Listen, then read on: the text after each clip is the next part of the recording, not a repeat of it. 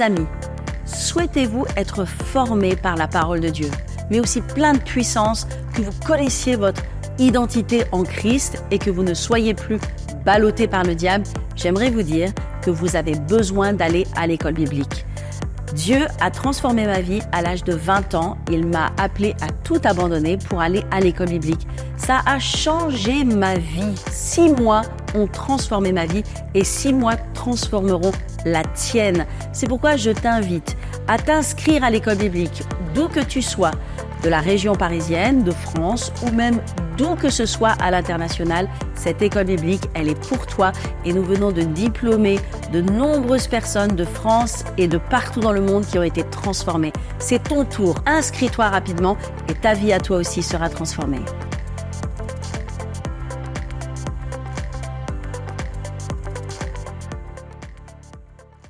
Je suis très heureuse donc de vous retrouver ce soir et moi aussi j'aimerais vraiment et j'espère que vous avez passé de bonnes vacances, que vous avez pris des bonnes couleurs et surtout beaucoup de repos. Et si vous n'en avez pas pris encore, je prie que vous ayez aussi votre temps de grâce pour cette année, pour se reposer parce que c'est important.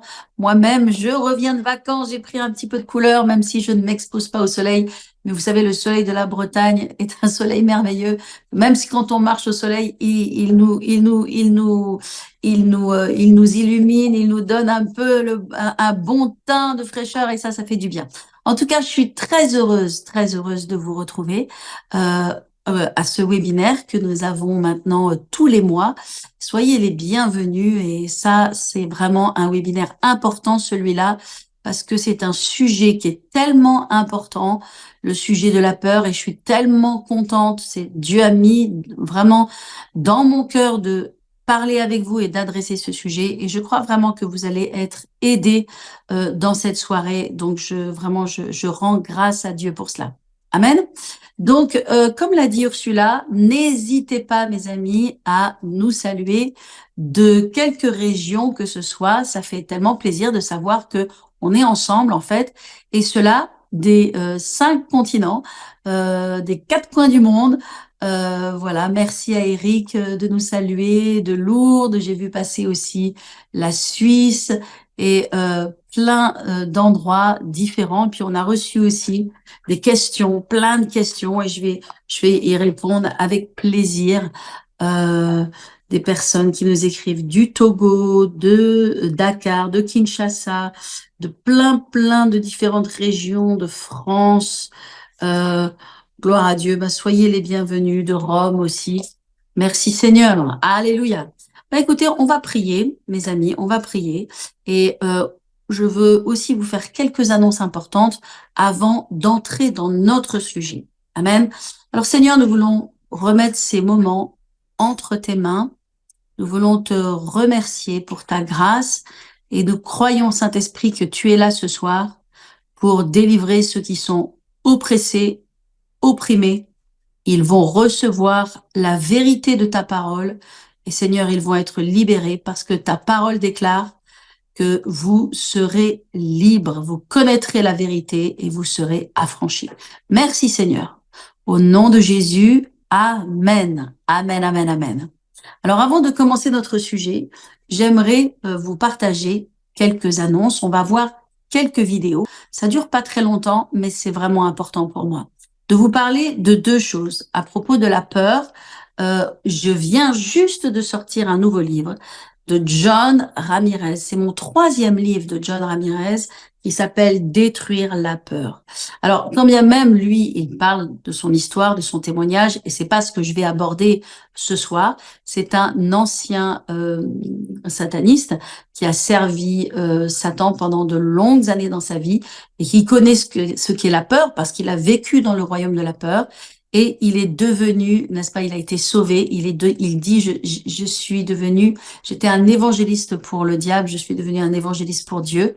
Et il explique dans son livre, c'est vraiment un livre formidable, comment détruire la peur. Donc on va voir une petite annonce à ce sujet. Et puis aussi une autre annonce très importante à propos de l'école biblique, parce que mes amis, l'école biblique, c'est non négociable dans la vie de tous les enfants de Dieu. Que vous soyez un jeune chrétien ou que vous soyez un chrétien de longue date, si vous n'avez jamais fait d'école biblique, je peux vous assurer que c'est quelque chose qui va manquer à votre vie, à votre marche avec Dieu, parce que l'école biblique, c'est un concentré dans un temps court, c'est un concentré de la parole de Dieu qui met un dépôt dans votre cœur et qui vous donne une force incroyable et une foi vraiment fondée sur la parole. Et ça, c'est non négociable. Tout le monde en a besoin. Quand Dieu m'a appelé à l'âge de 20 ans, la première chose que Dieu m'a demandé, c'est d'aller à l'école biblique, c'est de laisser de côté ma carrière, de côté mes études, mes préoccupations, et c'est d'aller m'asseoir pendant 6 mois et de recevoir la parole de Dieu. Alors, l'école biblique dont je vais vous parler dans quelques instants au travers de cette vidéo, ce n'est pas, vous quittez pas tout pendant 6 mois, mais en tout cas, vous pouvez avoir pendant 6 mois, à raison de 3 soirées par semaine, des cours bibliques, et ça va vraiment libérer un potentiel extraordinaire dans votre vie. Et d'où que vous soyez, de la région parisienne, mais aussi de France ou de où que ce soit dans le monde, même dans un réseau horaire qui est différent, vous pouvez néanmoins faire partie de l'école biblique. Je vous encourage à vous inscrire. On a déjà de nombreux inscrits, presque 200 déjà, et je m'attends à beaucoup plus encore parce que je sais que l'école biblique et la parole de Dieu, c'est vraiment un must aujourd'hui dans notre temps. Et je sais qu'il y a vraiment les chrétiens, et il y a des centaines et des milliers de chrétiens qui sont concernés et qui ont besoin de cette bénédiction. Alors ne pensez pas finance, ou ne pensez pas impossibilité, ne pensez pas je peux pas, ce n'est pas possible. Vraiment, si le Saint-Esprit vous le met à cœur, Dieu ouvrira les portes, et on est là aussi pour vous accompagner et pour vous aider, quels que soient vos besoins financiers ou autres. Alors, on regarde quelques images et on se retrouve dans un instant.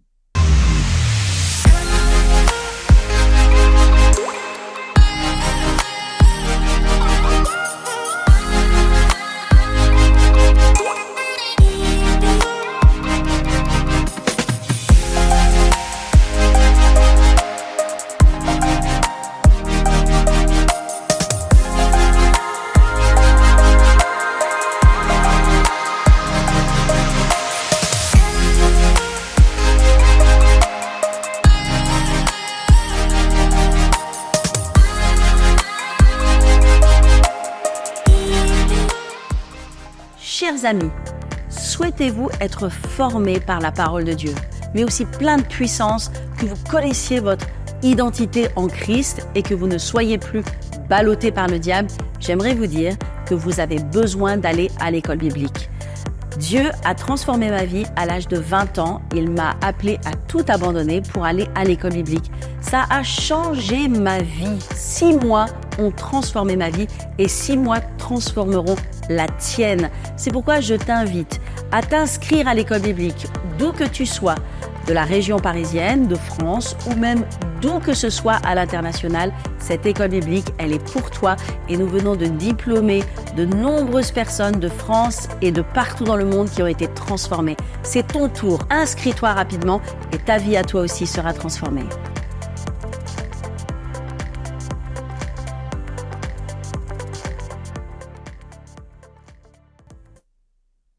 Amen, gloire à Dieu. Je me réjouis donc de cette école et de nos nombreux professeurs aussi qui vont enseigner à cette école. Peut-être vous connaissez certains d'entre eux, et notamment la révérende Audrey Mack, qui est une femme exceptionnelle de la parole de Dieu, le pasteur Jérémy Potin, le pasteur Joel Spink, le pasteur Eolo, moi-même bien sûr, le pasteur Marie-Hélène Moulin et plein d'autres, des personnes vraiment qui sont établies sur la parole de Dieu. Donc gloire à Dieu, amen.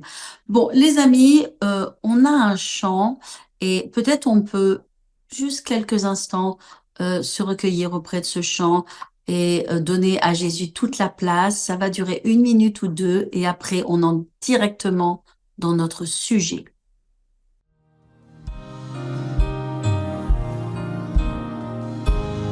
Main levée, cœur ouvert, grand comme le ciel, nous t'élevons,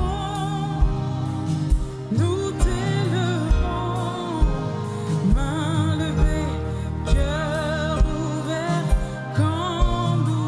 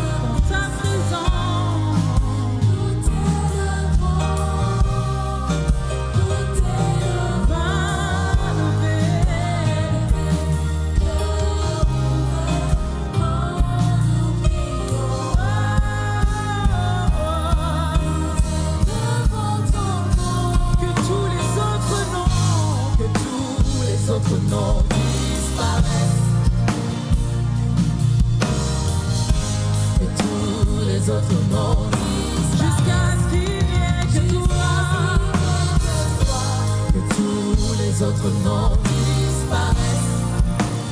Jésus prend ta place. Jésus prend ta Alléluia. Jésus prend ta place. Est-ce que vous m'entendez? Oui, mon son est allumé. Allez, c'est parti. Et on va parler maintenant de vivre une vie sans peur. Est-ce que c'est possible, mes amis, de vivre une vie sans peur? La réponse que j'aimerais vous donner, c'est que sans Dieu, ce n'est pas possible. C'est impossible de vivre une vie sans peur. Sans la parole de Dieu, c'est impossible de vivre une vie sans peur. Mais mes amis, avec Dieu et avec la parole de Dieu, c'est possible de vivre une vie sans peur. Et je crois que tout enfant de Dieu doit viser cet objectif vraiment de vivre sans peur.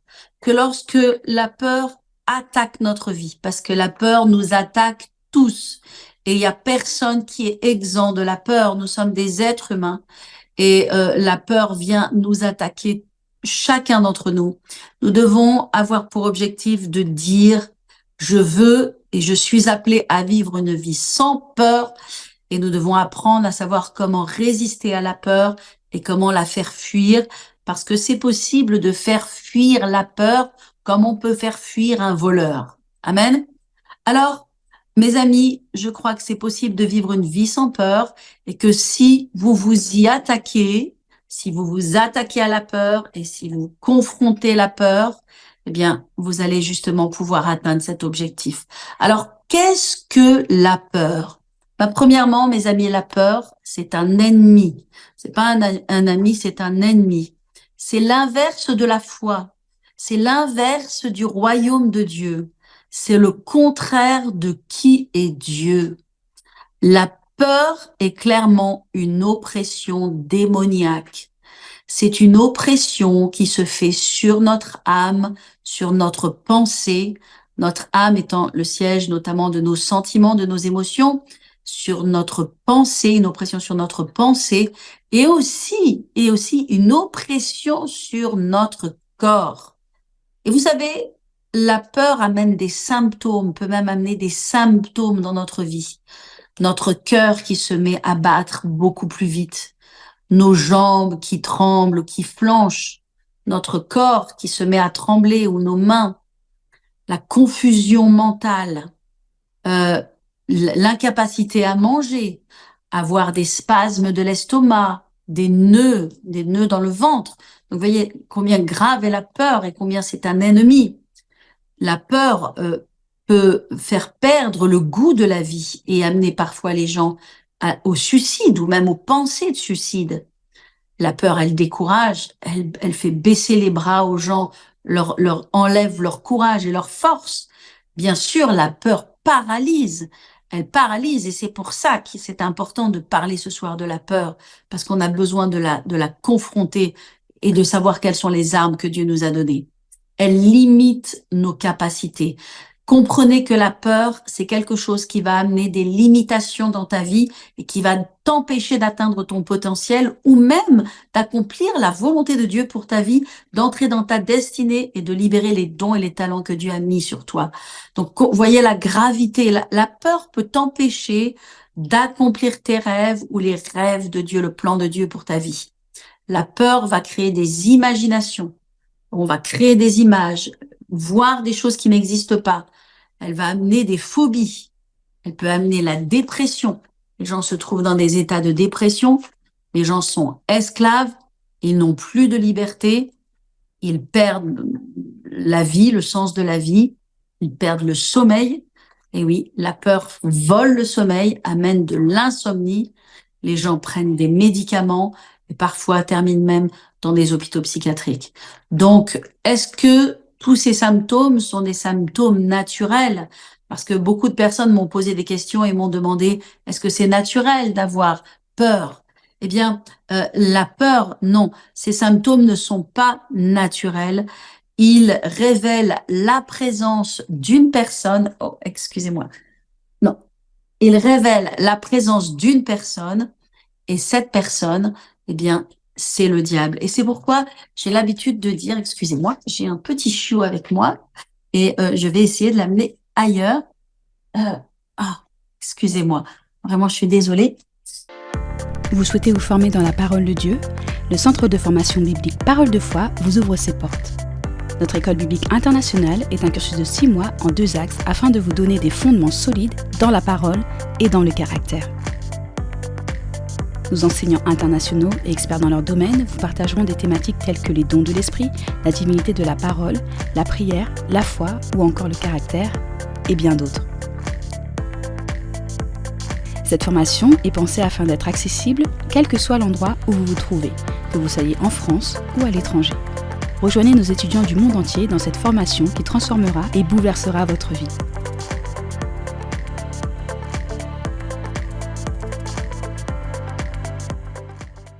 Bon, néanmoins, je reste très concentrée parce que c'est un sujet qui est tellement important et qui est fort dans mon cœur. Je dis que la peur est une personne. Et c'est très important de comprendre que la peur est une personne. Parce que souvent, on ne sait pas comment chasser, comment surmonter en fait ces émotions qui semblent être des choses. On ne sait pas ce que c'est, ça semble être immatériel. Ce n'est pas immatériel. La peur, c'est matériel. Parce que la peur est une personne et cette personne s'appelle le diable. La peur, c'est le diable, elle vient du diable et elle vient vraiment des esprits qui viennent sur la vie des gens et qui amènent des peurs. Amen. Donc, le diable, véritablement, le royaume du diable, c'est la peur. Et dans le royaume du diable, il y a la peur. Et si on reprend ce livre de John Ramirez, qui a été un serviteur du diable, il explique que tous les serviteurs du diable vivent dans la peur. Donc, tous les gens que vous voyez qui sont des stars, qui ont de l'argent, qui ont des grosses voitures, qui sont des belles personnes avec des corps très musclés, qui ont des grandes fortunes et qui sont à la tête du box-office, au cinéma ou dans la musique ou même au niveau des affaires, du business, eh bien, qui ont l'air d'être des personnes si épanouies. En fait, ce sont des gens qui vivent dans le domaine de la peur, qui sont dominés par la peur, parce que ils sont des serviteurs de Satan et tous les serviteurs de Satan sont sous le royaume de la peur parce que le diable n'a aucune bonté, il est cruel et il domine les gens par la peur et il n'a pas d'exception et c'est pas parce que les gens leur ont donné leur vie, ils ont donné leur âme, ils ont fait des pactes qu'ils sont libres, bien au contraire, c'est pire encore. Donc c'est vraiment le langage de Satan, la peur est le langage du diable, la peur est une personne et la peur c'est le diable et la peur, nous le voyons dans la Bible, a été la conséquence immédiate et directe du péché lorsque Adam a péché et qu'il a donné son autorité à Satan sur lui. Eh bien, la conséquence de cela, immédiatement, il a dit à Dieu, je me suis caché car j'ai eu peur. Et cela se trouve dans Genèse 3. Nous voyons que l'homme, immédiatement, lorsqu'il est tombé sous la domination de Satan, il a eu peur. Donc, tout cela nous parle de l'importance de nous attaquer à la peur. Amen. Alors, il existe différentes peurs et ce sont les grandes peurs que l'on retrouve. Il y a la peur de la maladie. Il y a la peur des finances, de manquer des finances. Il y a la peur de la mort. Il y a la peur de perdre. Il y a la peur d'être abandonné. Il y a la peur d'être rejeté. Il y a la peur de l'inconnu. Il y a aussi la peur de l'échec, la peur d'être trahi, la peur de ne plus être aimé, la peur de souffrir, la peur de l'avenir. Mais probablement les plus grandes peurs sont la peur de la maladie, la peur de manquer et le problème de finances, la peur de la mort. Mais il y a aussi encore la peur qui vient, oui, principalement les peurs viennent des problèmes financiers, la peur qui vient des mauvaises nouvelles, la peur qui vient de l'insécurité, en fait, la peur qui vient d'un mauvais diagnostic, la peur aussi qui vient de l'intimidation de certaines personnes et des menaces. Et puis il y a aussi les gens qui ont la peur du diable, la peur des malédictions, la peur de la sorcellerie, la peur des mauvais rêves, la peur des démons. Et toutes ces peurs doivent être adressées parce qu'elles prennent le contrôle sur la vie des gens, elles les terrorisent et les gens ne vivent plus dans la joie, plus dans la paix, mais vraiment ils perdent leur vie. Donc la peur est un ennemi et la peur attaque tout le monde, que ce soit la peur, la crainte de mourir, la peur de la maladie ou la peur de manquer, qui je crois sont les trois premières grandes principales peurs qui existent. Et la peur attaque tout le monde, mais on peut savoir comment lui résister et comment s'y opposer. Et parce il faut vraiment être actif devant la peur. On voit par exemple dans la Bible David qui a fait face à Goliath. David était expérimenté, donc il avait déjà confronté ses peurs. Lorsque le lion était venu contre lui, lorsque l'ours était venu contre lui, bah, en fait, il avait déjà confronté ses peurs. Et quand Goliath est arrivé, bah, il avait déjà une dimension de foi. Parce que plus tu vas confronter tes peurs, plus tu vas te battre en fait contre ces peurs, en comprenant que la peur n'est pas juste une émotion, un sentiment, mais c'est une personne et que tu peux te battre contre une personne. Se battre contre des chimères, se battre contre des rêves, ça semble compliqué. Mais comprendre qu'il y a des démons et comprendre que derrière les peurs paniques, derrière les phobies, derrière il y a des esprits mauvais qui entrent par des traumatismes, qui entrent évidemment par des situations, des événements, des nouvelles, des rapports que l'on entend et toutes ces choses. Eh bien, quand on comprend que la peur est une personne, cette personne est le diable, ses démons, eh bien, on peut s'y battre, se battre. On voit que David avait confronté la peur et qu'il l'avait dominée. Il l'avait dominée avec le lion, avec l'ours. Quand Goliath est venu, David n'a pas manifesté de peur. Il n'avait aucune peur à l'intérieur de lui. Et on le voit dans la plus grande partie de sa vie, à part à une exception, deux exceptions. David n'a jamais eu peur dans toutes les guerres, dans les combats, dans les grands défis, dans les mauvaises nouvelles. Il a vraiment manifesté très peu de peur parce que David savait comment confronter ses peurs. Par contre, ses frères et toute l'armée d'Israël, lorsqu'ils ont été confrontés à Goliath, ben en fait, il n'avait pas le pouvoir sur la peur parce qu'il n'avait pas aussi cette communion avec Dieu, il n'avait pas aussi cette connaissance de qui Dieu est. Et ça nous ramène toujours, évidemment, à la connaissance de qui Dieu est, à l'intimité que nous avons avec Dieu. Et en fait, dans la réalité des faits, dans ta vie, plus tu vas avoir d'intimité avec Dieu et plus tu vas connaître l'image du Père, plus tu vas connaître la personne de Jésus-Christ et plus tu vas connaître le Saint-Esprit, en fait, plus tu vas être fort et vaillant contre toutes les tomates pourries que l'ennemi envoie contre ta vie. Donc ça, c'est vraiment indissociable et on le voit très clairement dans la vie de David. David était un homme qui connaissait Dieu. Il connaissait son Dieu. C'est pourquoi il a dit à Goliath, tu viens avec le javelot et la lance, mais moi je viens au nom de l'Éternel, mon Dieu, que tu as insulté. Et voilà ce que je vais te faire et je vais te trancher la tête et je vais jeter ton corps en pâture aux oiseaux du ciel. Et c'est ce qu'il a fait. Ce qu'il a dit, c'est ce qu'il a fait. Et ce qu'il a fait, c'est ce qui s'est accompli. Et donc, il y a une clé majeure que nous devons comprendre là. Et cette clé que je vais vous partager, majeure, c'est une arme puissante que Dieu nous a donnée.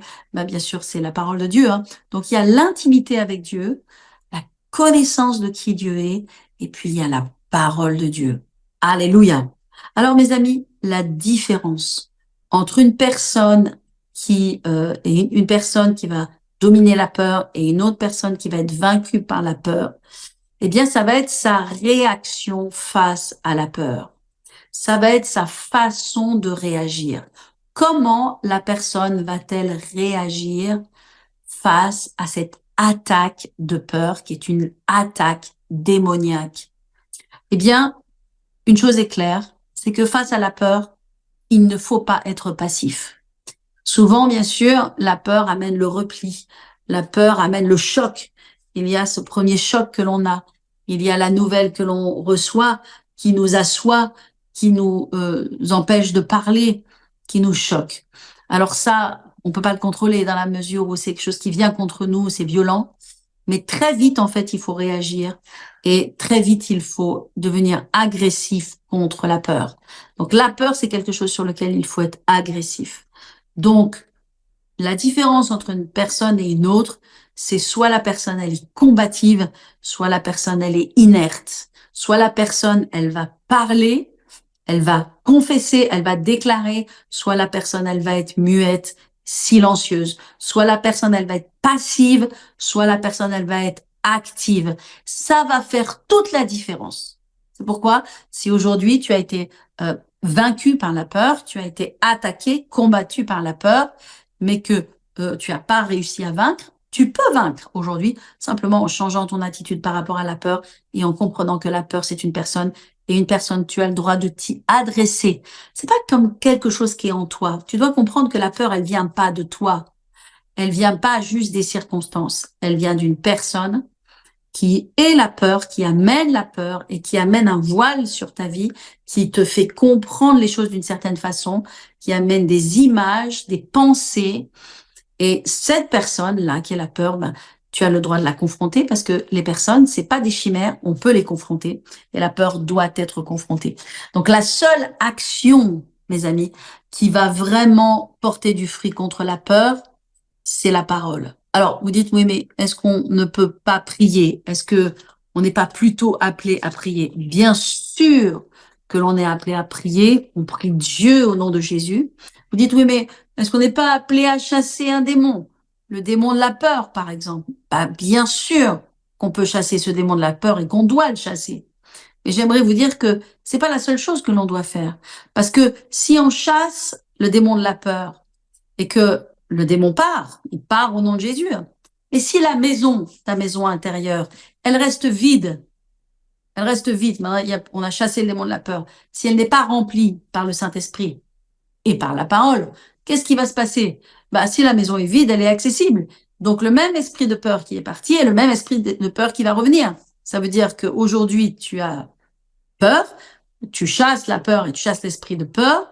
Le lendemain, tu n'as plus peur, mais le surlendemain, si la maison n'a pas été remplie, le même esprit vient voir, la maison est vide, il y a rien, eh bien, il revient, il réintègre les lieux. Et donc, le lendemain, bah, tu te retrouves comme tu étais 2 jours avant. Les mêmes peurs et les mêmes craintes et la même domination de l'ennemi sur ta vie revient parce que l'esprit de peur, il est tellement revenu. C'est pour ça que, est-ce que tu dois prier Dieu? Mais oui, bien sûr, tu dois prier Dieu. Est-ce que tu dois chasser les démons et l'esprit de peur? Ben, bien sûr, mais surtout, tu dois mettre la parole de Dieu dans ta bouche. C'est pourquoi, mes amis, j'ai notamment écrit quelque chose. Ces livres, vous savez, je les ai écrits premièrement pour moi. D'abord, il y a ce livre Parle et déclare qui parle justement de l'importance de parler et de déclarer. Ça, c'est un livre important. Vous le retrouverez, si vous le souhaitez, aux éditions Parole de foi sur notre site. Mais j'ai écrit aussi ce livre, cette série de livres. Vous voyez, il y a toute cette série qui est ici Vaincre, sur toutes les choses qu'on a besoin de vaincre. Ça, c'est la guérison et combien il y a la peur de la maladie qui existe. Ça, c'est un livre qui parle de notre identité spirituelle. Ça, c'est un livre qui parle de la grâce. C'est quoi la grâce de Dieu? Ça, c'est un livre qui parle de la puissance d'être en Christ. Ça, c'est un livre qui parle de la maturité spirituelle. Et ça, c'est un livre qui parle de la délivrance. Dans chacun de ces livres, dans chacune de ces thématiques que le Saint-Esprit a mis dans mon cœur, en fait, je parle et j'écris, j'exhorte dedans, je donne une parole, et puis il y a vraiment tous les versets sur lesquels on peut s'appuyer. Il y a quelque temps de cela, il n'y a pas si longtemps, j'ai vécu une peur. Et c'est pour ça que je peux vous parler de la peur, parce que je suis humaine aussi, et moi aussi je suis confrontée par la peur. C'est pas parce qu'on est un homme de Dieu ou une femme de Dieu. Je réponds à une personne donc qui, dans les commentaires, avait posé la question, est-ce que si on est un homme de foi, on peut aussi avoir des peurs? Mais bien sûr, la peur, elle vient contre l'être humain. Donc, il y a quelque temps de ça, j'ai été attaquée par une peur. Et donc, qu'est-ce que j'ai fait? J'ai pris mon livre, un de mes livres, et je me suis mis à lire, à relire tous les versets correspondant à la situation qui me faisait peur. Et j'ai senti véritablement le boost du Saint-Esprit. Vraiment, il y a une puissance dans la parole. Il y a quelque chose que personne ne peut faire à ta place. personne ne peut parler et déclarer la parole de Dieu en face de tes circonstances et en face de Satan à ta place. Il y a que toi et ta bouche. C'est pourquoi Romains 10 nous dit, la parole est près de toi, dans ton cœur, dans ta bouche. Or, c'est la parole de foi que nous prêchons. Donc, la parole de Dieu, elle doit être près de toi et elle doit être dans ton cœur, mais aussi elle doit être dans ta bouche parce que c'est la parole de foi que nous professons. Et donc ça, personne ne peut le faire à ta place. C'est toi qui dois le faire. Tu dois ouvrir ta bouche.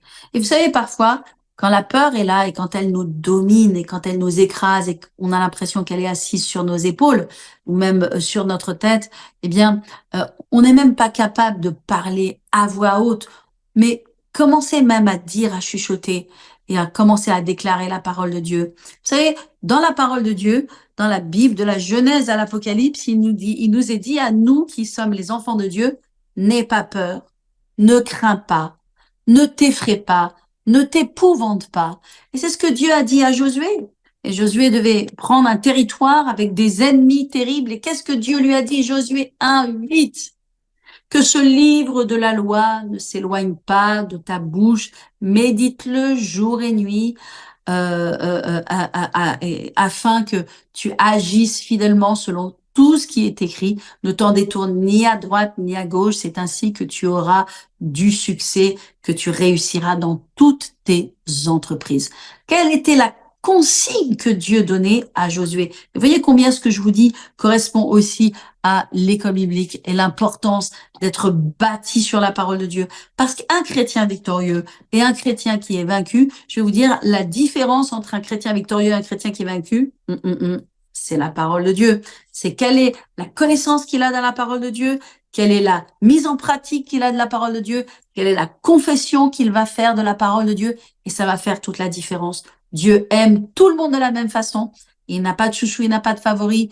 La Bible dit qu'il ne fait exception de personne. Ça veut dire que il n'a pas un chouchou, un favori plus qu'un autre. Dieu nous aime tous de la même façon. Mais le succès, la réussite, c'est la connaissance de la parole de Dieu. Dieu a dit à Josué, connais cette parole et parle cette parole afin d'agir fidèlement selon tout ce qui est écrit et tu auras du succès. Et qu'est-ce que Dieu a dit à Josué? À 4 reprises, il lui a dit après cela, n'aie pas peur, Josué, ne t'effraie pas, ne crains pas. Et c'est la même chose que Dieu vous dit aussi à vous aujourd'hui. N'aie pas peur, ne crains pas. Et vraiment, je crois dans cette parole. Et j'aimerais aussi vous donner cette parole qui se trouve dans Ésaïe 41, ce verset puissant. Prenez-le, vous en aurez besoin. C'est vraiment un verset pour une personne ici. Dans Ésaïe 41 au verset 10, il est écrit, je vais vous le dire. Alléluia. Ne crains rien, car je suis avec toi. Ne promène pas des regards inquiets, car je suis ton Dieu. Je te fortifie et je viens à ton secours. Je te soutiens de ma droite triomphante. Voici, ils seront confus, ils seront couverts de honte. Tous ceux qui sont irrités contre toi, ils seront réduits à rien, ils périront. Ceux qui disputent contre toi, tu les chercheras et tu ne les trouveras plus. Ceux qui te suscitent des querelles, ils seront réduits à rien, ils ne seront plus, etc., etc. Quel magnifique verset qui dit, je me rappelle à l'âge de 20 ans, j'étais vraiment dans la peur par rapport à ma vie, par rapport à mon avenir.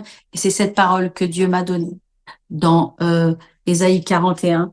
Il m'a dit, ne crains pas, car je suis avec toi. Ne promène pas des regards inquiets, car je suis ton Dieu. Amen. Alors, je crois que cette parole, elle est pour vous et que vous allez la recevoir dans le nom de Jésus. Philippiens 4:6 nous dit aussi, ne vous inquiétez de rien, mais en toute chose, faites part de vos besoins à Dieu. Alléluia. Amen. Jésus a dit à Jairus, ne crains pas, Jairus, mais crois seulement. Et aussi, Jésus nous a dit dans Matthieu 6, il nous a dit de ne pas nous inquiéter, J'aime énormément cette parole et j'aimerais vous la lire dans Matthieu 6 au verset 25. Il dit, c'est pourquoi je vous le dis, ne vous inquiétez de rien, ne vous inquiétez pas pour votre vie de quoi vous mangerez et pour votre corps de quoi vous serez vêtus. La vie n'est-elle pas plus que la nourriture et le corps plus que le vêtement? Regardez les oiseaux du ciel, ils ne moissonnent ni n'amassent, etc. Il y a toute cette parole magnifique et puis il termine comme ça. Cherchez premièrement le royaume de Dieu et sa justice et toutes ces choses vous seront données par-dessus. Ne vous inquiétez donc de rien. Ne vous inquiétez donc pas du lendemain car le lendemain aura soin de lui-même. À chaque jour suffit sa peine. Waouh, quelle parole puissante, n'est-ce pas? Ne vous inquiétez pas du lendemain. Vraiment, je prie que quelqu'un ce soir reçoive cette parole. Quelqu'un a besoin de cette parole qui dit ne t'inquiète pas du lendemain, car le lendemain aura soin de lui-même. Alléluia. Je crois vraiment que cette parole, elle est là pour nous fortifier, elle est là pour nous encourager. Je me rappelle, lorsque on est passé par des moments difficiles avec mon mari, il y a eu une période dans notre vie où il y a eu 10 années qui ont été compliquées. Une personne qui a cessé de nous attaquer et qui nous a créé beaucoup de soucis. Ça a duré 10 ans au travers de 3 procès que cette personne a 3 fois perdu. Mais ces choses qui, moi, en fait, ce sont des choses qui me faisaient peur, qui amenaient de la peur, qui généraient vraiment des choses difficiles. Et j'étais toujours surprise parce que mon mari, il n'avait absolument pas peur. Il n'avait aucune crainte. Il ne me posait même pas de questions. Il ne combattait même pas. Il ne cherchait même pas à se défendre. Il n'avait aucune crainte. Et moi, qui était moi expérimentée, eh bien, moi, je me suis fait du souci et j'ai passé pas mal de temps à m'inquiéter.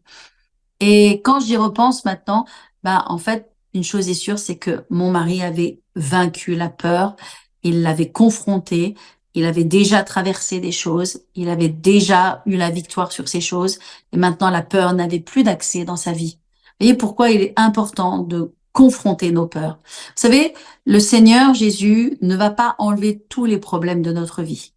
Parfois, on aimerait qu'il n'y ait pas de tempête, qu'il y ait toujours un océan tranquille, où il n'y a pas de vagues, où il n'y a rien qui se passe. Mais en fait, si on voit dans la Bible, il y a eu beaucoup de tempêtes. Il y a eu plusieurs tempêtes du temps de Jésus avec ses disciples. Il y a eu même une tempête terrible qui a été un naufrage avec Paul et ses compagnons de voyage. Une tempête terrible. Donc, on voit qu'il y a eu des tempêtes. Et finalement, on voit que Dieu ne nous a pas ôté des tempêtes. Dieu n'a pas enlevé les tempêtes. En tout cas, il y en a certaines qu'ils ont traversées. La Bible dit et parle de la vallée de Baca, par exemple, que la vallée de Baca, qui est la vallée des larmes, ils disent que les justes, les enfants de Dieu, lorsqu'ils traversent la vallée de Baca, ils la changent en une vallée de joie, une vallée de larmes qui est changée en une vallée de joie. Ça ne veut pas dire qu'on va pas traverser la vallée de Baca. Ça ne veut pas dire qu'on va pas traverser des tempêtes, moi-même ou vous. Mais dans ces tempêtes, Dieu est avec nous. Et dans ces tempêtes, il nous donne la victoire. Alors, j'aimerais qu'on regarde assez rapidement 2 passages de l'Écriture qui se trouvent dans Luc 8. Luc 8, regardez avec moi. J'aime beaucoup ce passage. Donc, Luc 8, 22, ça va vous bénir. Et puis après, dans Marc 6. Regardez dans Luc 8, 22. 22. Nous y voilà. Il est écrit, un jour, Jésus monta dans une barque avec ses disciples et il leur dit, passons de l'autre côté du lac. Ils partirent et pendant qu'ils naviguaient, Jésus s'endormit. Un tourbillon fondit sur le lac. La barque se remplissait d'eau et ils étaient en péril. Ils s'approchèrent et le réveillèrent en disant « Maître, maître, nous périssons !» S'étant réveillé, Jésus menaça le vent et les flots. Donc, il y avait une menace. Jésus n'avait pas peur. mais les disciples ont eu peur. Et qu'est-ce que Jésus a fait? Eh bien, il n'a pas prié Dieu, il a parlé. Il a parlé et il a menacé. Et il a menacé le vent et la tempête. Et il savait que le vent et la tempête venaient de Satan.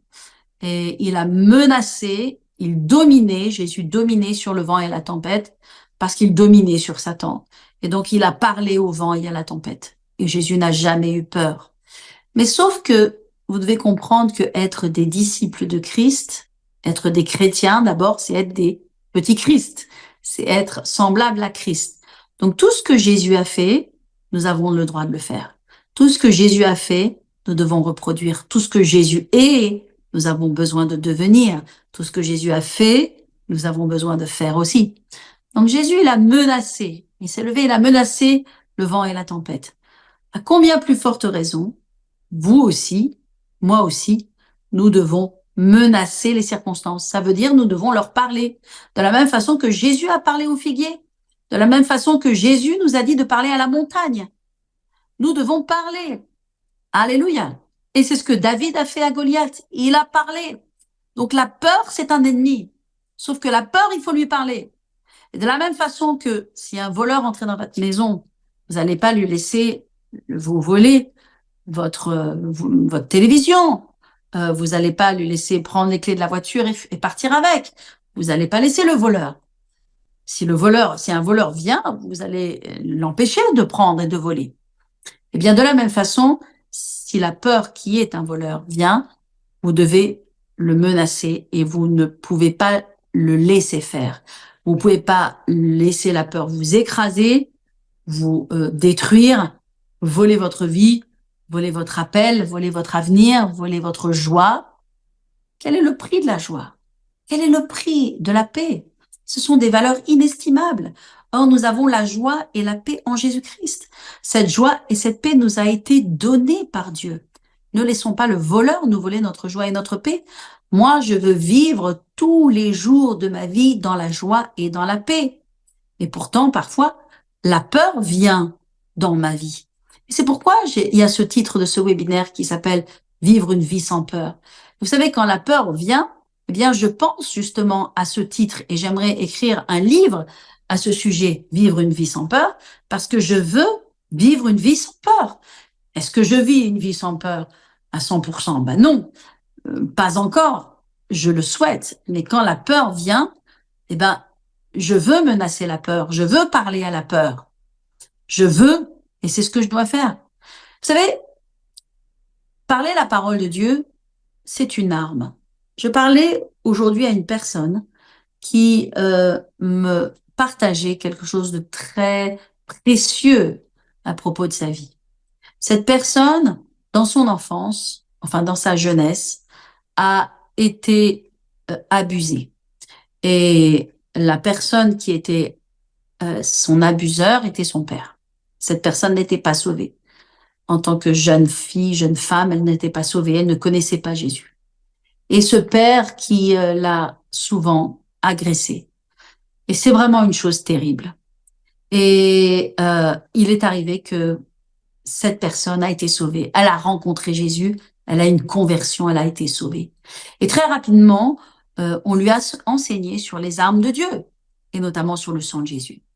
Oh, elle a pris cette parole, vraiment, je pense, comme une respiration, comme une apnée, quand on vous tient la tête sous l'eau et que vous pouvez avoir une respiration. Ça a été une respiration. Elle a pris cette parole, elle a cru dans le sang de Jésus. Et elle vivait chez ses parents, elle n'avait pas de toit à elle-même. N'empêche que à partir du moment où elle a été sauvée et que son père est remonté comme à son habitude pour aller la visiter dans sa chambre le soir, eh bien, elle a proclamé le sang de Jésus. Vous voyez, c'est là la puissance des armes de Dieu. Elle a déclaré le sang de Jésus, elle a déclaré le sang de Jésus et elle a mis le sang de Jésus sur sa porte et son père est monté et n'a pas pu entrer dans sa chambre. Il a fait demi-tour, il est reparti et n'est jamais plus revenu. Et je dis, mais quel témoignage extraordinaire à propos du sang de Jésus. Et voyez-vous, nous avons reçu des armes, et ces armes, elles sont spirituelles. Elles ne sont pas charnelles, la Bible dit, car les armes de notre combat ne sont pas charnelles, mais elles sont spirituelles. On va pas se battre avec un couteau, avec une hache, avec une épée, avec nos poings, avec nos insultes. Non, les armes de notre combat ne sont pas charnelles, mais elles sont spirituelles par la vertu de Dieu pour renverser les forteresses, pour amener toute pensée captive à l'obéissance de Christ, et nous renversons toute forteresse. Alléluia. Seigneur, merci, merci. Voyez-vous, cette arme qui est le sang de Jésus. Mais nous avons aussi l'arme qui est le nom de Jésus. Nous avons aussi cette arme qui est la parole de Dieu. La parole de Dieu. Le monde a été créé par sa parole. Et tout ce qui a été créé par elle. Combien je dois avoir la parole de Dieu dans ma bouche pour vaincre et surmonter dans mes circonstances? Est-ce que quelqu'un est encouragé ce soir? Est-ce que quelqu'un est fortifié par la parole de Dieu?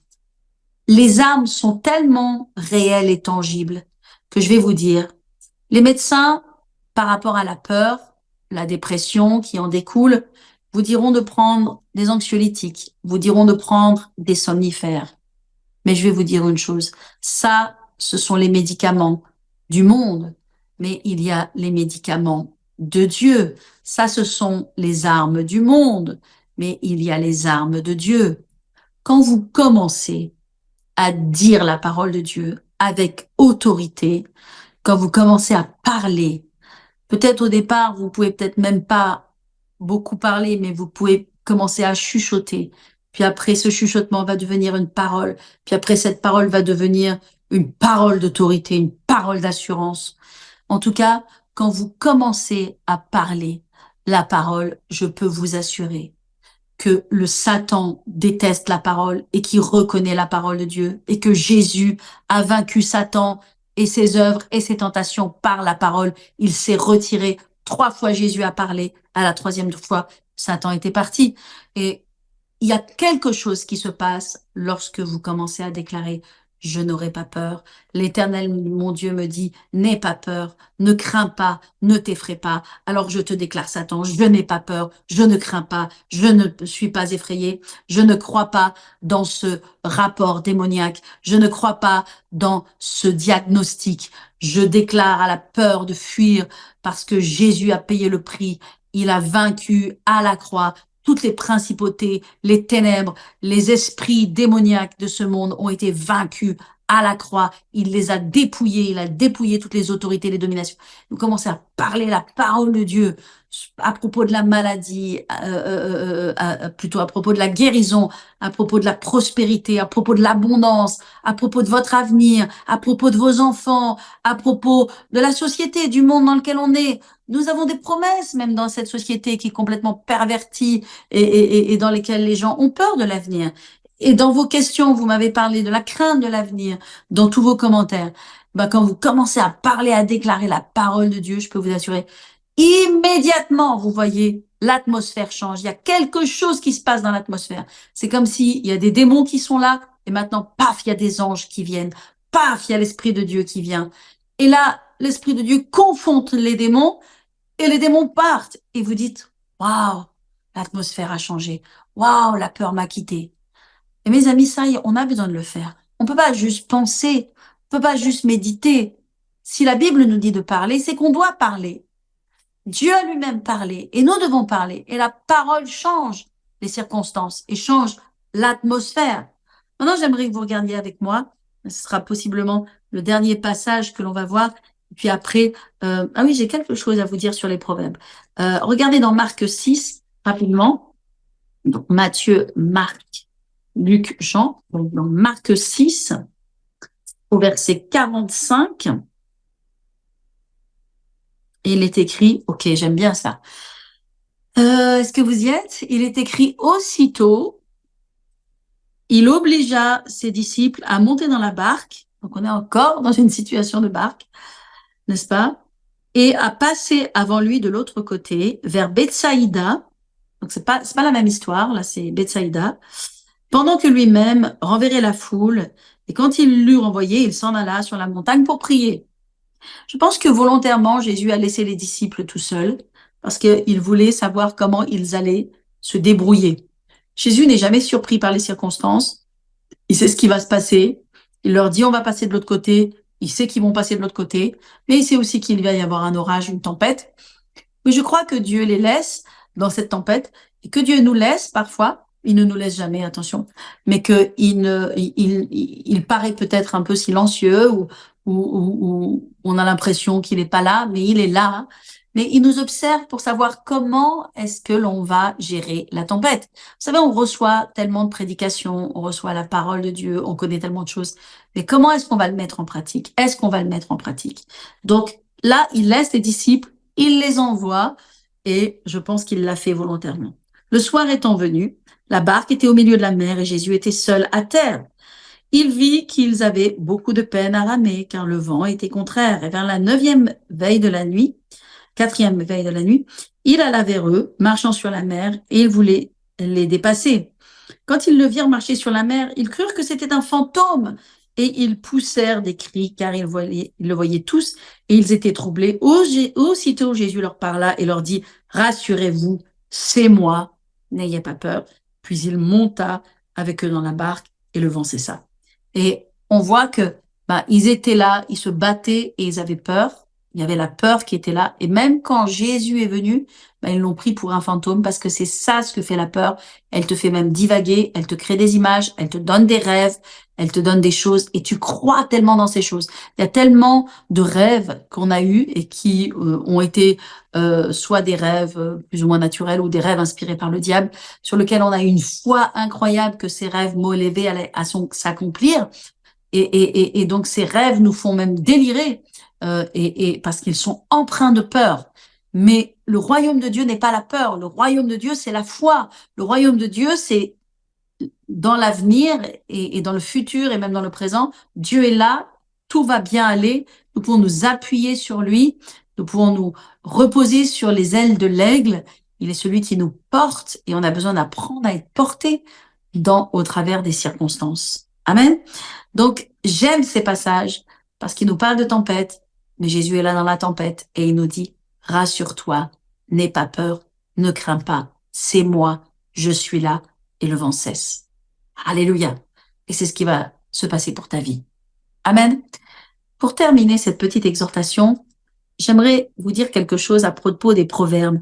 Parce que dans ce mois d'août, j'ai décidé en vacances, de lire et d'étudier tous les jours un proverbe.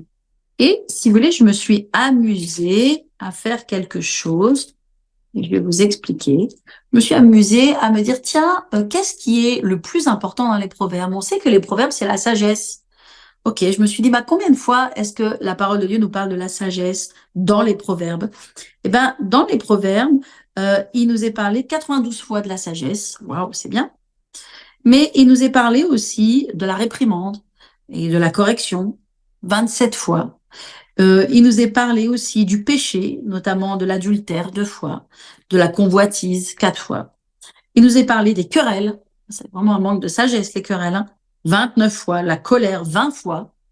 Il nous est parlé de l'insensé, celui qui est insensé, qui n'est pas sage, prend des mauvaises décisions 70 fois. C'est un thème important dans les proverbes. La folie 22 fois, voyez. Des finances aussi, il nous est parlé 16 fois, les femmes. Il nous en est parlé, je crois, 28 fois. Oui, j'ai quand même passé pas mal de temps à réfléchir et à voir un peu quelles étaient les différentes thématiques des proverbes qui sont vraiment un livre de sagesse. Est-ce que vous savez combien de fois il nous est parlé de la bouche, c'est-à-dire des paroles, et cela revêt les mots parole, bouche, langue et lèvres, donc tout ce qui a à voir avec le fait de parler, 157 fois. Donc, le livre des Proverbes, qui est le livre de la sagesse, c'est le livre qui parle de la bouche. Plus que toute autre chose, le livre des Proverbes parle de la bouche. Il parle plus de la bouche que de la sagesse. Il parle plus de la bouche, des paroles, que de l'insensé ou que de la folie et de tous ces thèmes que l'on retrouve dans les Proverbes. Ça veut dire que Les paroles sont extrêmement importantes. Et la sagesse, c'est un livre de sagesse, vient des paroles. Par tes paroles, tu seras justifié. Par tes paroles, tu seras condamné. Donc, tes paroles, elles sont très importantes. Le diable entend tes paroles. Si tes paroles sont négatives, si tes paroles sont des paroles de peur, si tes paroles sont des paroles dans lesquelles tu maudis ta vie, tu maudis ton avenir, tu dis, de toute façon, moi, je vais pas vivre longtemps. Euh, si tu dis des choses, à propos du cancer, à propos de la maladie, de la mort, si tu parles des maladies, tes paroles, c'est tellement important. Euh, Tes paroles, c'est ce qui va donner une direction à ta vie. La Bible dit que la vie et la mort sont au pouvoir de ta langue. Ta langue, elle a un pouvoir de vie ou de mort. Et donc, ce que tu vas dire va donner la direction à Satan. Soit il aura plus de pouvoir sur ta vie, soit il n'aura plus de pouvoir sur ta vie. Donc, voyez combien c'est important de parler la parole. Donc, comment est-ce que je peux vaincre la peur? Comment est-ce que je peux vivre une vie sans peur? Est-ce que j'ai besoin de prier Dieu? Absolument. Est-ce que j'ai besoin de chasser les démons de peur? Absolument. Mais j'ai besoin, premièrement, de connaître qui est mon Dieu et d'avoir de l'intimité avec mon Dieu comme David. Et j'ai besoin de parler la parole à Satan, de parler et de lui dire agressivement ce que la parole de Dieu déclare et ce qui va se produire, ce que la parole de Dieu me dit et les promesses de Dieu. Je prie que vous soyez fortifiés, encouragés par cette parole. Vous savez, on a des questions et je veux venir et parler et répondre à certains d'entre vous de ces questions. Peut-être Ursula, je ne sais pas si vous avez quelque chose à me dire avant que j'entre dans les questions. Est-ce que il y a quelque chose d'autre dont on a besoin de parler ou quelque chose à voir, je ne sais pas. Mais j'aimerais répondre à ces questions. Ursula, Alors non, pasteur, tout va bien de notre côté. on y Il y va. a quelques questions aussi qui sont arrivées dans le chat. Ouais. Donc, il y a une personne qui vient d'écrire: Je n'ai pas de peur, si ce n'est de perdre ma famille et mes amis. Ah ouais. Et nous avons une autre En question. peur. Comment vaincre la peur pour nos proches qui ne sont pas à Christ et que nous regardons parfois aller mal? Bien sûr. Bien sûr, ce sont des peurs. Évidemment que nous devons prier pour nos bien-aimés, mais nous devons prier avec foi, parce que la prière du juste est d'une grande efficacité. Et à partir du moment où on prie pour le salut de nos bien-aimés, eh bien, nous devons croire qu'à un moment donné ou un autre, le Seigneur va agir, va intervenir et il va envoyer une personne ou une situation. Vous savez, le fait que les gens qui ne sont pas à Christ aillent mal ne veut pas dire qu'ils ne vont pas être sauvés. Parfois, Dieu utilise ou il permet en tout cas que les gens passent par des circonstances et il sait que dans ces circonstances, c'est le moyen par lequel les gens vont se tourner vers Dieu. Donc, le fait que les gens aient des problèmes alors qu'ils sont pas en Christ n'est pas du tout, ne doit pas vous inquiéter. Au contraire, vous devez avoir foi que dans les problèmes que les gens ont, eh bien, c'est la bonne opportunité pour qu'ils voient la lumière et qu'ils rencontrent Jésus-Christ, le seul et unique sauveur du monde. Alors, j'ai ces questions et j'aimerais répondre à Stéphane du Togo qui nous dit la peur est-elle naturelle ou est-ce que c'est démoniaque? Donc je pense que j'ai répondu à votre question, Stéphane. Vous avez eu une réponse. D'où vient la peur? Me dit Letty de Trière. La peur et le doute, est-ce la même chose? Ben, d'où vient la peur? Elle vient du diable. Des circonstances, bien sûr, qui peuvent nous faire peur.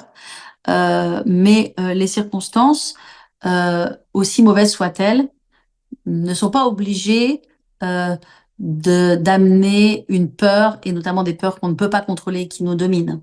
D'accord? Parce que dans la peur, il y a l'esprit de peur, et l'esprit de peur, c'est Satan. Est-ce que, donc, la peur et le doute, c'est la même chose? Non, la peur et le doute, c'est pas la même chose. Parce que la peur, c'est effectivement l'inquiétude, et le doute, c'est ne pas croire. Et c'est pas parce que tu ne crois pas que tu as peur. Donc, ce sont deux choses différentes.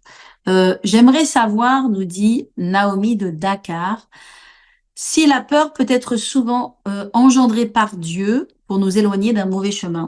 Dieu ne va jamais utiliser la peur parce que c'est pas son arme en fait. Ça, c'est l'arme du diable. Donc, la peur vient du diable.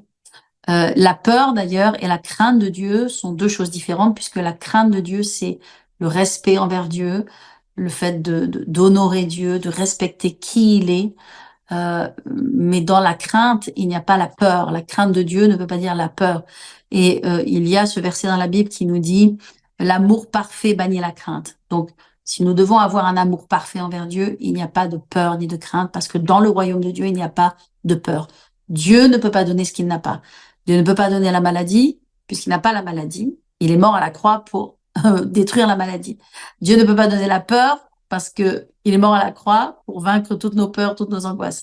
Le châtiment qui nous donne la paix est tombé sur lui. C'est par ses meurtrissures que nous sommes guéris. Donc, si Jésus qui est mort à la croix pour qu'on ait la paix, nous donner la peur, ben en fait, Dieu serait schizophrène. Or, Dieu n'est pas schizophrène et toute sa parole de Genèse 1 jusqu'à Apocalypse 22, 21 est absolument cohérente. Alléluia. Donc, est-ce que vous êtes avec moi? Est-ce que ça vous intéresse, mes amis? Faites-moi quelques commentaires en ligne. Je voudrais savoir si cette parole à propos de la peur et de comment vaincre la peur, vraiment, je peux vous assurer que si vous mettez en pratique ce que je vous dis, vous allez m'envoyer des témoignages. D'ailleurs, je serai très heureuse de recevoir vos témoignages. Je sais pas où et comment, Ursula. Peut-être vous pouvez nous le dire, mais moi, j'aimerais vraiment recevoir vos témoignages de ce webinaire. Donc, contact @Paris Centre Chrétien. Si vous envoyez un mail, vous envoyez votre témoignage, je l'aurai et je serai capable de le partager aussi aux autres pour les encourager. Je peux vous assurer, vous tous qui souffrez de peur, certains parlent de phobie, on va voir ça.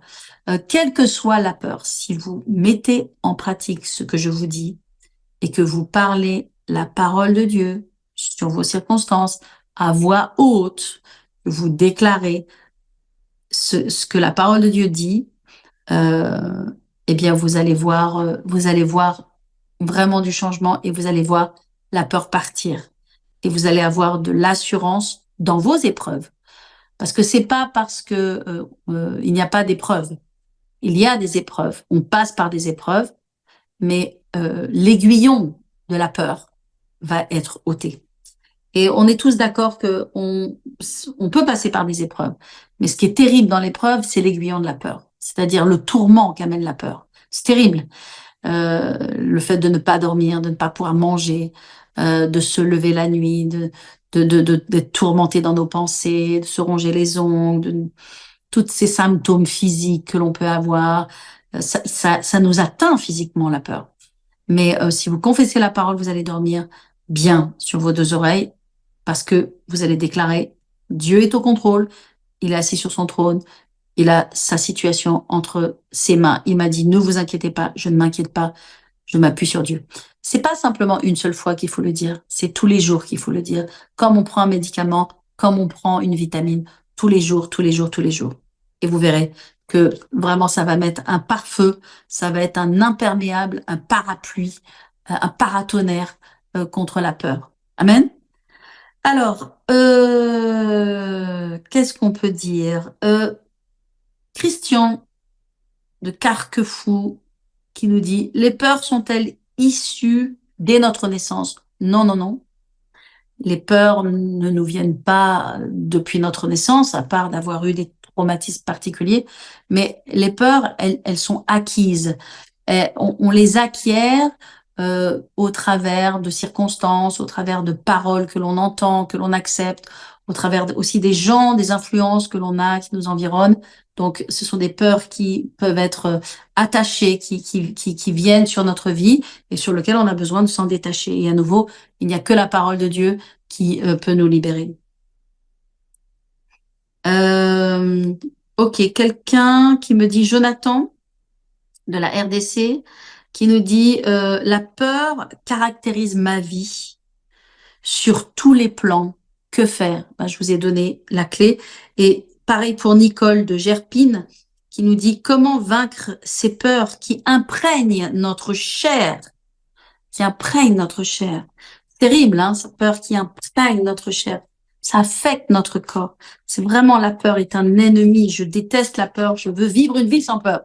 Et je veux que vous viviez une vie sans peur. Et c'est possible dans le nom de Jésus. Alors, quelqu'un dit, quand est-ce que la peur est positive? Jamais. La peur n'est jamais positive. Possiblement, on peut dire que la peur est la seule peur que l'on peut considérer comme positive, c'est si vous avez mis une fois votre main, je ne sais pas, dans le feu ou sur la plaque chauffante ou dans de l'eau bouillante et que vous vous êtes fait très mal et que après vous avez peur de remettre la main sur une plaque chauffante. Peut-être là, à ce moment-là, on peut dire, ah oui, c'est une peur qui est positive. Non, mais sinon, la peur n'est jamais positive, jamais constructive. Quelqu'un me dit aussi, hein, de la Guadeloupe, Valérie, la peur, est-ce toujours une émotion négative? Oui, oui, c'est toujours une émotion négative. La peur peut-elle parfois nous motiver, nous encourager? Et dans quelles circonstances cela produit-il? Non, non, la peur n'est jamais un moteur. Non, la peur n'est pas un moteur. La peur, elle détruit, elle est destructive. Est-ce qu'il faut affronter toutes ces peurs? Demande Karine de Fontaine.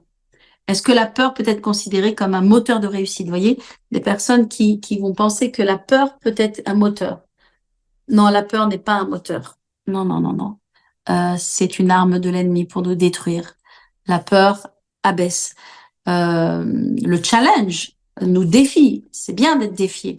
C'est bien de faire face à des choses qui sont plus grandes que nous. Mais la peur, c'est la destruction. Donc non. Alors, comment faire face à des crises de panique? Wow, Jennifer, des peurs incontrôlées, l'agoraphobie. Bah ça, ce sont des peurs. Vous savez, il y a les peurs qui viennent des événements, et puis il y a les peurs qui viennent des traumatismes. Les peurs qui viennent des traumatismes sont des peurs qui sont plus profondes encore, parce qu'elles sont venues choquer notre âme. C'est pour ça, mes amis, qu'il faut pas regarder des films d'horreur, qui sont des films sur la puissance du diable ou des démons. Il y a des démons qui entrent dans la vie des gens par les images, par les films pornographiques, évidemment, les films d'horreur, des films de peur, de suspense très intense, etc. sont des films qui font entrer la peur. Moi, je ne regarde jamais un film de suspense avec, par exemple, une femme qui est seule, qui marche dans la rue, et puis qui fait face à une menace, etc. Ce sont des films qui amènent de la peur à l'intérieur de vous, et vous en avez pas besoin parce que cette peur, elle va générer des peurs. Ces images, elles vont générer des peurs. Donc, les phobies, l'agoraphobie, c'est des traumatismes. Donc, dans les traumatismes, il y a des esprits mauvais qui sont entrés. Donc, il faut une guérison. Il faut une guérison de l'âme pour que ces esprits partent. Et donc, il faut que le Saint-Esprit vienne pour libérer cette âme qui a été emprisonnée, cet esprit qui est là. Et il faut la parole de Dieu aussi, toujours la parole de Dieu, qui vient aussi libérer. Mais il faut, je pense, sur certains aspects, une délivrance ou une guérison de cette peur, pouvoir en parler, pouvoir la libérer, pouvoir avoir le Saint-Esprit qui nous touche et qui nous libère. Donc effectivement, il y a des phobies. Angoisse, nous dit Anne de l'heure, angoisse et claustrophobie. Y a-t-il un espoir de guérison selon la parole? Absolument, Anne. Toutes nos peurs, toutes nos peurs. La Bible dit qu'il est celui qui nous délivre de toutes nos peurs. Il nous délivre de toutes nos frayeurs. Amen. Dieu se lève et ses ennemis sont dispersés. Il est l'Éternel qui nous délivre de toutes nos frayeurs. David a dit, j'ai eu peur, mais l'Éternel m'a délivré de toutes mes frayeurs. Donc, toutes les frayeurs peuvent être délivrées. Je souffre, nous dit Niela, de pompaple, d'anxiété chronique, et je me sens littéralement attaquée par l'esprit de peur. Comment faire pour m'en sortir? J'espère, Niela, que vous avez saisi cette parole. Amen. C'est tellement important. Bénédicte de Rome, toujours des problèmes de peur, des complexes dans ma vie. Alléluia. Que vous soyez fortifiés. Regardez, de Geneviève, de Saint-Maur-des-Fossés, comment se libérer des peurs générées par les traumatismes d'expériences passées. Donc, je viens d'en parler, c'est tout à fait ce que je viens d'expliquer. C'est possible d'être libéré de ces peurs. Vous avez besoin d'une guérison de ces traumatismes, guérison de votre âme par le Saint-Esprit, d'une délivrance et aussi de la parole. Amen. Ok. Voilà, par exemple, Soraya, beaucoup de gens qui font face à la peur. Que faire pour sortir du cycle infernal de la peur? Combien, Soraya, je ressens ce que vous dites, et combien la souffrance est grande dans votre vie, mais combien la délivrance arrive. Comment faire pour sortir du cycle infernal de la peur? La peur peut amener les gens, même en hôpital psychiatrique, avec des cachets pour dormir et des choses comme ça. Non, non, la parole de Dieu, c'est le médicament de Dieu. Ça va amener une délivrance. Vous allez commencer à parler la parole, parler la parole. Vous savez, n'ayez pas peur d'être ridicule. N'ayez pas peur de parler à voix haute. Souvent, le diable nous intimide et il nous empêche de parler. Il ferme notre bouche, mais nous devons ouvrir notre bouche. Ne serait-ce que pour témoigner de Jésus, il faut ouvrir sa bouche. Il faut pas avoir peur du monde. Donc, il faut surmonter cette peur. Et pour surmonter cette peur, il faut s'encourager soi-même. Vous savez, lorsque David était à Ziklag, tout était contre lui. Il avait tout perdu, les ennemis avaient tout volé, avaient détruit son village, pris ses femmes, pris ses possessions, pris son bétail, pris ses enfants, pris ses richesses, son butin. Et ses amis les plus proches, ces 300 hommes, se sont tournés contre lui pour le lapider. Donc autant vous dire qu'il était dans la détresse, mais la Bible dit que David s'encouragea dans le Seigneur.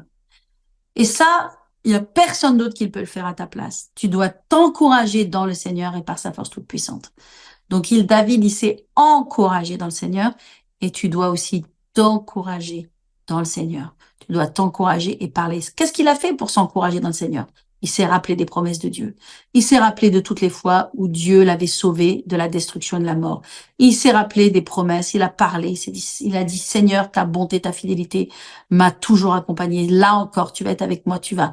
Mais qu'est-ce que je dois faire, Seigneur? Est-ce que je dois dépasser? Est-ce que je dois poursuivre? Est-ce que je dois conquérir? Et Dieu lui a dit, oui, tu dois dépasser, poursuivre, conquérir et tu vas tout recevoir en retour. C'est ce qui s'est passé? Donc, n'aie pas peur de t'encourager toi-même, de te parler, de parler à voix haute. Ne laisse pas l'ennemi fermer ta bouche. Amen. Je veux prier dans quelques instants pour vous par rapport à toutes vos circonstances. Alléluia.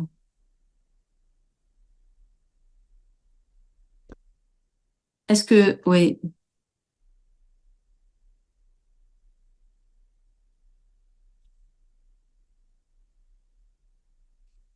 Comment peut-on ne plus avoir peur pour ses enfants, même quand ils sont adultes? Marie de Lons. Eh bien, on a répondu aussi à cette question. C'est aussi la prière et la parole. La peur engendre. Ce que tu crains, c'est ce qui t'arrive, a dit Job. La peur attire les choses et les problèmes. C'est l'élément du diable. Donc, il faut remplacer la peur par la foi.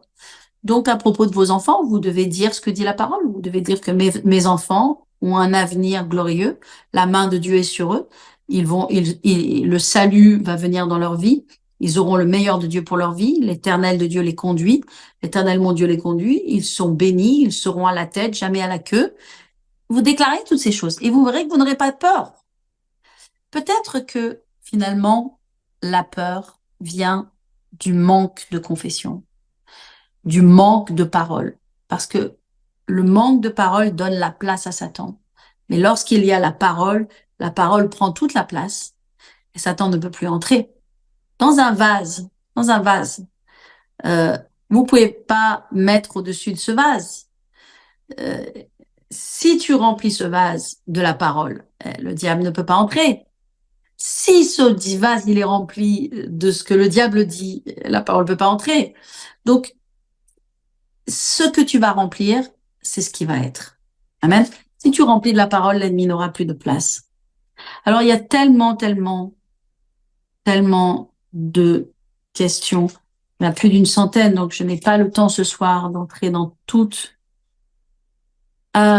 ces commentaires. Je veux répondre quand même à une personne qui m'a dit, est-ce que le fait de parler en langue éloigne la peur? Ben, parler en langue, c'est toujours important. Parce que parler en langue, c'est s'encourager soi-même, c'est s'exhorter, c'est s'édifier, pardon, dans le Saint-Esprit. Mais le parler en langue ne remplace pas du tout le fait de confesser la parole de Dieu. Amen. Donc, non, le parler en langue ne va pas éloigner la peur. Non, c'est la parole. Que faire en tant qu'enfant de Dieu lorsque nous sommes confrontés à une situation qui nous tourmente? Pauline de Schaerbeek. Je pense que vous avez votre réponse. Amen. Alléluia. J'essaie de voir s'il y a des choses que je veux vous dire en particulier. Comment faire pour sortir de ne pas... Ouais. Un homme de foi peut-il avoir peur? J'ai répondu à cette question de Ibrahima de Bamako. Comment faire pour avoir une foi stable, Inès? J'aime cette question. Comment faire pour avoir une foi stable? Ben, la foi vient de la parole de Dieu. C'est ce que la Bible dit dans Romains 8, Romains 10. Or, la foi vient de ce que l'on entend et ce que l'on entend vient de la parole de Dieu. La foi est la ferme assurance des choses que l'on espère, la démonstration de celles qu'on ne voit pas. La foi vient de la parole. Les gens qui sont sauvés, qui reçoivent donc la foi en Dieu, ils reçoivent la foi en Dieu parce que quelqu'un leur a prêché l'évangile, parce que quelqu'un leur a parlé, parce que la parole a été prêchée. Et la foi donc est venue dans leur cœur. Donc comment être une personne de foi, et avoir une foi stable? Ben, c'est à nouveau la parole. La vertu de la parole, c'est immense. C'est pourquoi mes amis, l'école biblique, bah c'est tellement important, ça va changer votre vie. Il y a des sujets que je vais personnellement enseigner, de nombreux sujets.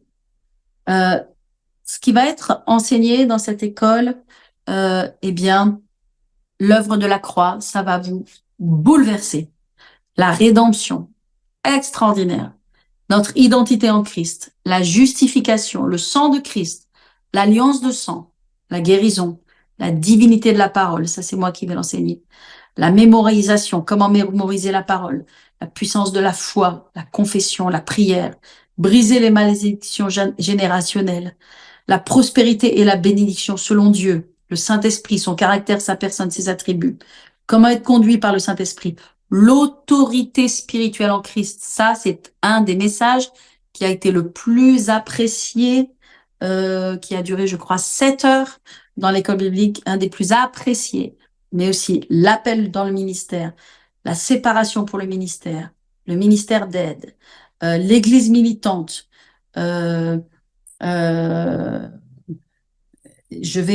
moi-même, j'ai enseigné sur l'homme en 3 dimensions. Qu'est-ce que c'est que l'homme en 3 dimensions et qu'est-ce que c'est que la 4e dimension? Message très, très puissant. Mais aussi l'esprit de Jézabel, le Léviathan, l'introduction au Nouveau et à l'Ancien Testament de tout, Jésus dans tous les livres de la Bible. Et puis, il y a dans l'école biblique, ça c'est l'école de la parole, mais il y a aussi l'école du caractère. Et donc, qu'est-ce que c'est le brisement, la mort à soi-même? Qu'est-ce que c'est avoir un caractère pour Dieu? La fidélité, la loyauté, la discipline, l'esprit d'offense, comment vaincre, qu'est-ce que c'est que d'être des fils et des filles spirituels, comprendre la puissance des fils et des filles, la bénédiction des pères et des mères spirituelles, le murmure, voilà, et les conséquences du murmure et toutes ces choses. Donc, il y a toutes ces choses qui sont passionnantes dans l'école biblique. Pour vous inscrire, bah, je pense que c'est simple. On va vous mettre le lien dans le chat et on va avoir la joie de vous envoyer le replay. C'est-à-dire demain ou après-demain, au plus tard, vous aurez le replay de ce webinaire et dans le mail que vous allez recevoir de replay, il y aura les liens d'inscription. Moi, je vous encourage. Premièrement, l'école biblique, elle est à un coût qui est vraiment extrêmement abordable pour tous. Et même quand bien même des personnes auraient des difficultés, c'est mon cœur, mon désir d'aider les gens, de les soutenir. Bien sûr que nous avons des frais, nous avons des orateurs, nous avons des gens qui viennent, notamment pour ceux qui sont de la région parisienne en présentiel. Donc il y a des frais, il y a des personnes, il y a des employés, etc. Donc évidemment qu'il y a un coût, mais on est là pour aider chacun et on veut que les gens ils aient la parole de Dieu. Je n'ai pas d'autre ambition que la parole de Dieu, la parole de foi, la parole de victoire qui transforme les gens, soit injectée dans la vie des gens. Écoutez-moi, il y a tellement de fausses doctrines et il y a tellement d'erreurs dans le corps de Christ. Il y a beaucoup de gens qui sont victimes de faux ministères, de faux enseignements et d'abus aussi et de choses qui sont graves. Et c'est très important vraiment de s'asseoir et d'écouter la parole de Dieu au travers de gens expérimentés. Et vous savez, tous les gens qui viennent enseigner dans la parole dans notre école sont des gens qui sont issus notamment de l'enseignement de Rhéma, c'est-à-dire de Kenneth Hagin, qui est la référence même dans la dimension de la foi, de l'autorité spirituelle, de l'autorité sur les démons et de la guérison et de toutes ces choses. Donc, c'est vraiment, moi j'ai choisi les orateurs selon ce critère indispensable qui est la foi. Dans le corps de Christ, il y a plein de gens qui enseignent sur plein de sujets. Comment t'habiller, quelle attitude il faut avoir, le frère et la sœur, les relations, les attitudes dans l'église, le mariage, ne pas être aguiché, ne pas blablabla. Non, non, moi, je veux enseigner les gens dans la foi, dans l'autorité spirituelle, dans les fondements de la rédemption, de leur identité en Christ, la puissance sur la maladie, la puissance de la guérison, toutes ces choses qui sont indispensables dans la vie d'un croyant pour être aussi un disciple de Christ, non seulement pour soi-même, mais aussi pour les autres. Donc voilà, je le crois vraiment. Vous savez, la rentrée, c'est le 7 septembre, donc il reste, c'est le moment maintenant de s'inscrire, de se décider rapidement, et puis après, à partir du 7, ce sera parti, ce sera trop tard. Du 7 octobre, pardon, 7 octobre. J'ai dit 7 septembre, pardon. Non, non, 7 octobre, 7 octobre. Donc, il reste encore un peu de temps, mais les places sont limitées, donc il faut s'inscrire. OK. Seigneur Père, merveilleux Saint-Esprit, merci pour cette soirée. Merci pour la parole qui a été annoncée. Tu vois toutes les personnes qui nous suivent et qui sont là parce que la peur, ben, ça fait partie de leur vie. Parce que c'est un problème qu'ils ont encore aujourd'hui. Et Seigneur, je prie maintenant qu'ils soient déliés de la peur et de l'esprit de peur. Et je commande à l'esprit de peur de quitter leur vie. Je commande à ce tourment, à cet aiguillon de douleur, de souffrance, qui tourmente leur vie par des peurs, des paniques, par des frayeurs, des insomnies, des incapacités à manger, à se réjouir, à envisager l'avenir. Seigneur, au nom de Jésus, je dis, sois libre maintenant. Esprit de peur, pars! Quitte leur vie dans le nom de Jésus. Lâche leur cœur, leur âme, leur pensée. Au nom de Jésus, je te commande de lâcher prise sur leur âme et sur leur corps. Au nom de Jésus, je te réprimande, Satan. Toi et tes œuvres de mort et de destruction. Esprit de suicide, tu pars. Esprit de dépression, tu pars. Esprit de tourment, pars au nom de Jésus. Je te menace, tu pars, tu lâches, tu lâches. Maintenant, au nom de Jésus, je prie que les cœurs soient libérés. Et je prie maintenant que les cœurs soient remplis du Saint-Esprit.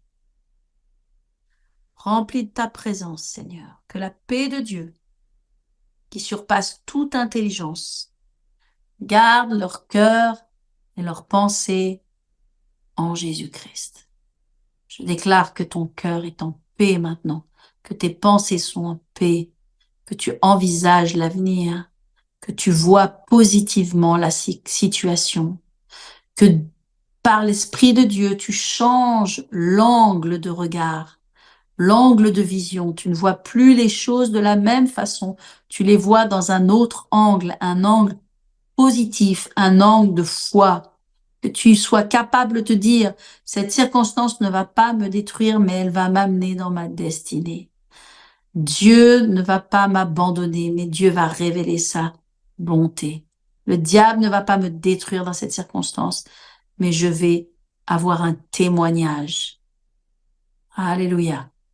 Dieu change maintenant, l'Esprit de Dieu, le Saint-Esprit change ta vision, ta façon de voir les choses. L'angle de vision change. Alléluia. Et je prie maintenant que ta bouche s'ouvre et que dès ce soir, avant de te coucher, tu parles la parole de façon puissante, avec fierté, avec force, avec arrogance, avec assurance, hardiesse, courage, bravoure. Tu parles cette parole et tu es invaincu et tes peurs disparaissent. Non seulement aujourd'hui, mais demain. Que tu parles la parole aujourd'hui, demain, après-demain et le jour suivant. Tous les jours, tous les jours, tous les jours, sans laisser de vide, sans laisser de place à l'ennemi. Et tu vois ta vie changer. Je prie que tu rendes témoignage, que tu rendes grâce à Dieu pour ce webinaire, pour ce temps particulier dans lequel ta vie aura été bâtie. Au nom de Jésus, au nom de Jésus, Amen, Amen, Amen, Amen. Je vous rappelle les amis, Alléluia. Je rends grâce à Dieu pour ce merveilleux temps que nous avons eu ensemble. John Ramirez, si vous ne connaissez pas, comment détruire la peur. Ça, c'est un bon livre aussi. Parle et déclare. Vous avez un e-book offert.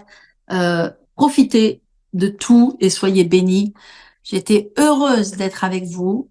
La prochaine fois que l'on se voit dans un prochain webinaire, je pense que je vais enseigner sur comment lire la Bible, comment tirer le meilleur profit de sa Bible, de sorte qu'on puisse avoir la révélation sur les passages et que la lecture de la Bible soit passionnante. Mes amis, je vous aime. Merci pour votre amour. Merci pour votre fidélité. Merci de ne venir pas seul la prochaine fois, d'inviter des amis pour ce temps merveilleux qu'on passe ensemble. J'attends vos témoignages et je vous souhaite en tout cas à vous tous une excellente soirée. À très bientôt.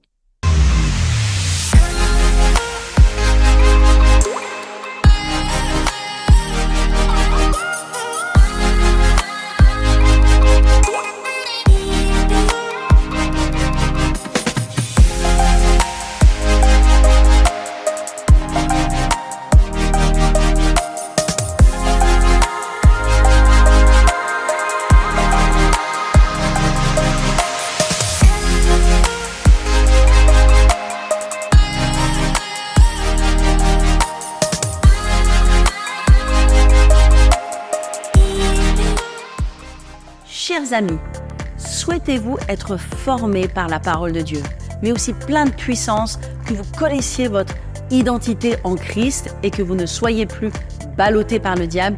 J'aimerais vous dire que vous avez besoin d'aller à l'école biblique.